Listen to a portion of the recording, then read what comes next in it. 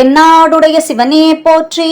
தினம் ஒரு ஸ்தலம் பகுதியில திருமூலர் அருளிய திருமந்திரத்தை பார்த்து கொண்டு வருகிறோம்.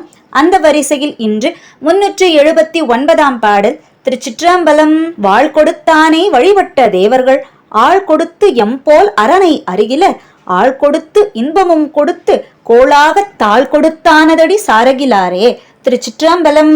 இப்பாடலின் பொருள், ஒளி பொருந்திய உடலை கொடுத்த இறைவனை வழிபடுகின்ற தேவர்கள் எம்மை போல் இறைவனிடம் தம்மையே ஒப்படைத்தாலும் இறைவனின் தன்மையை அறிய மாட்டார்கள். இறைவனிடம் தன்னையே கொடுத்தால் இறைவனை அறியலாம். தன்னை கொடுத்தவர்க்கு இறைவனும் தன்னையும் தந்து பேரின்பத்தையும் தருவான். அந்த இன்பத்திலேயே மூழ்கி தம்மை மறந்துவிடாதபடி வலிமை பெறும் பொருட்டு தம் திருவடியையும் தருகின்றான் இறைவன்.